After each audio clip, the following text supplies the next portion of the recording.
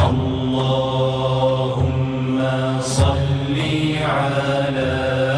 سيدنا الحمدللہ رب العالمین والصلاة والسلام علی سید الانبیاء والمرسلین اما بعد فاعوذ باللہ من الشیطان الرجیم بسم اللہ الرحمن الرحیم۔ میرے دوستو، اللہ پاک کا کروڑہا کرم ہے، کروڑہا شکر ہے کہ اللہ پاک نے ہم جیسوں کو اپنے محبوب علیہ السلام کا امتی بنایا اور اپنے محبوب علیہ السلام کا کلمہ پڑھنے کی توفیق عطا فرمائی، اور کرم ہے اس ذات کا کہ جس نے ہم کو صاحب ایمان بنایا۔ ہم ایمان والے ہیں، اور جو ایمان والے ہوتے ہیں نا، ان کا خاصہ یہ ہے وہ حیا والے بھی ہوتے ہیں۔ جو بغیرت بندہ ہے نا، اس کے اندر ایمان کی کمزوری ہوتی ہے، اور بس اوقات ایمان ختم ہو چکا ہوتا ہے، کیونکہ نبی پاک علیہ السلام کی حدیث ہے، رسول اللہ صلی اللہ علیہ وسلم نے فرمایا کہ جو حیا ہے نا، یہ ایمان سے ہے، یعنی جہاں پہ ایمان ہوگا وہاں پہ حیا بھی ہوگی، اور جہاں پہ حیا ہوگی اور وہاں پہ ایمان بھی ہوگا، یعنی جہاں پر حیا ہے وہاں پہ ایمان ہے، جہاں پہ ایمان ہے وہاں پر حیا ہے۔ تو اگر حیا نہیں ہے تو پھر غور کر لینا چاہیے کہ ایمان کہیں اندر ختم تو نہیں ہو چکا ہے، غور کر لینا چاہیے کہیں غیرت اندر ختم تو نہیں ہو چکی ہے، اس لیے کہ جنہوں نے کلمہ رسول اللہ صلی اللہ علیہ وسلم کا پڑھا ہے نا، حیا ان کا خاصہ رہی ہے، وہ بڑی حیا والے ہوتے ہیں، ان کی نگاہیں بس جھکی ہوئی رہتی ہیں۔ ہاں، حضرت امام محمد رحمۃ اللہ تعالیٰ علیہ رسول اللہ کے امتی، بہت بڑے عالم دین، آپ نا روزانہ ہی ایک بازار سے گزرا کرتے تھے، روزانہ کی بنیاد پر، کیونکہ آپ نے جس مقام پہ جانا ہوتا تھا اس کا رستہ بازار ہی سے گزر کے آتا تھا۔ تو اس بازار کے اندر ایک یہودی کی دکان بھی تھی، اس نے ایک دن حضرت امام محمد رحمۃ اللہ تعالیٰ علیہ کو بلایا اور کہنے لگا کہ جس نبی کا کلمہ آپ نے پڑھا ہے نا، مجھے بھی اس نبی کا کلمہ پڑھائیں۔ حضرت امام محمد رحمۃ اللہ تعالیٰ علیہ فرماتے ہیں، میں نے کلمہ پڑھایا، تو کلمہ پڑھا کے میں نے اسے پوچھا، میں کہا یار کلمہ پڑھنے کی وجہ کیا بنی ہے، اسلام قبول کرنے کی وجہ کیا بنی ہے؟ اس نے کہا کہ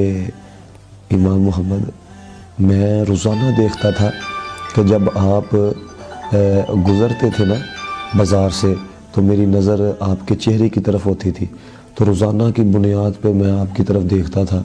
تو میں یہ سوچنے پہ مجبور ہو گیا کہ یار جب چھوٹا محمد اتنی حیا والا ہے تو بڑا محمد کتنی حیا والا ہوگا۔ میرے دوستوں، حیا پیدا کر رہا ہے، کیونکہ یہ ابھی آ رہا ہے نا ویلنٹائن ڈے، شاید 14 فروری کو ہے، تو فل بغیرتی ہونی ہے، سمجھ نہیں آتی ہے کہ نوجوان کس طرف جا رہے ہیں، اور پوری سازش کے تحت نوجوان نسل کو برباد کیا جا رہا ہے۔ آپ ملت کا سرمایہ ہیں، آپ قوم کا سرمایہ، خدا را یہ بغیرتی کے اندر لا کے اپنے وقت کو برباد نہ کریں۔ اور میری یہ بات یاد رکھیے گا، یہ جو معاملہ ہم کسی کی بہن کے ساتھ کرتے ہیں نا، یہ قرض ہوتا ہے۔ آپ کسی کی بہن کے ساتھ چھپ کے بات کر رہے ہیں، آپ کی بہن کے ساتھ بھی کوئی چھپ کے بات کر رہے ہیں، اگر اس کے گھر والوں کو بھی نہیں پتا تو پھر تجھے بھی نہیں پتا، کیونکہ جیسی کرنی ویسی بھرنی ہے، جیسا کرو گے ویسا سامنے آ جائے گا۔ اور ہو سکتا ہے کہ تم کسی کی بہن کے پیچھے جا رہے ہو اور تمہاری بہن کے پیچھے بھی کوئی 3-4 آ رہے ہو۔ ابھی گزشتہ دنوں ہی اخبار کے اندر آیا ہوا تھا، چند یونیورسٹی کے لڑکوں نے گیٹ کیپر کو پیسے دیے اور کہنے لگا کہ ایک لڑکی جو ہے نا اس کو آپ نے روکنا ہے، اور اس کے گھر والے آئیں گے تو انہیں آپ نے کہہ دینا ہے کہ اس کا پیریڈ چل رہا ہے۔ اب گیٹ کیپر نے پیسے لیے ہوئے تھے، اس نے اس لڑکی کو روک لیا اور کہا کہ وہ جو روم ہے نا اس میں جا کے آپ سٹے کریں، آپ کے والد محترم ابھی نہیں ہے۔ لڑکی وہاں پہ چلے گی۔ اب لڑکے چونکہ وہ اسی کوشش کے اندر تھے کہ اس لڑکی کو زیادتی کا نشانہ بنانا ہے، وہ خفیہ دروازے سے اندر آئے، پہلے ایک نے زیادتی کی، وہ چلا گیا، دوسری نے زبردستی کی، چلا گیا، اب تیسری نے جب کی نا تو لکھا ہے کہ وہ جو کرنے والا تھا نا اس کی وہیں پہ جان نکل گئی، وہیں پہ مر گیا۔ اس کی وجہ جو پتہ چلی وہ یہ تھی کہ جس سے زیادتی کرنے لگا تھا اس کی بہن تھی۔ اگر تو آپ بغیرت مان چکے ہیں نا، یعنی کہ غیرت ختم ہو چکی ہے، پھر کوئی کلام نہیں ہے، کیونکہ نبی پاک علیہ السلام نے فرمایا کہ جب حضرت انسان کے اندر غیرت ختم ہو جائے نا، پھر معاشیت یہ جو مرضی کرتا پھر ہے۔ تو اگر یار غیرت موجود ہے نا، ہاں تو کسی کی دھی بہن نظر آئے نا، نظرانی بھی کر لیا کرو ہے پھر یقین کرو ہے اللہ تعالیٰ دی رضا واسطے جو نظرہ نیویاں کرو گے نا پھر دیکھنا ہے اللہ تعالیٰ تمہاری عزتوں کو بھی محفوظ رکھے گا. ہاں یار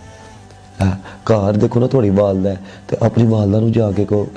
ماں جی اج پھول تواڈے واسطے لے کے اپنی ماں نہ محبت کا اظہار کرو, اپنے والد کا محبت کا اظہار کرو جو صبح تو لے کے شام تک تیرے واسطے دعاواں کرتے ہیں, جو صبح تو لے کے شام تک تیرے واسطے کوشش کرتے ہیں, صبح تو لے کے شام تک بس وہ تیری ہی فکر رہتی ہے.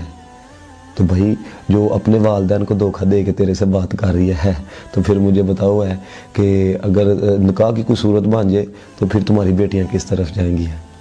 اگر وہ اپنے گھر والوں کو دھوکہ دے رہی ہے تو پھر کیونکہ وہ بزرگوں نے لکھا ہے نا کہ آپ جیسی بیٹی چاہتے ہیں نا ویسی بیوی لے ہیں. تو اگر یہ آپ کی بیوی ایسی ہے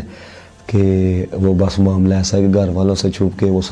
وہ بات بھی کر رہی ہے, وہ آپ سے مل بھی لیتی ہے, تو پھر یہ بات یاد رکھنا پھر آپ کی اولاد بھی اسی طرف جائے گی. تو پھر گلہ نہ کرنا ہے, کیوں تم نے اپنی غیرت کا جنازہ خود ہی نکال دیا تھا. جو میں کچھ کہہ سکتا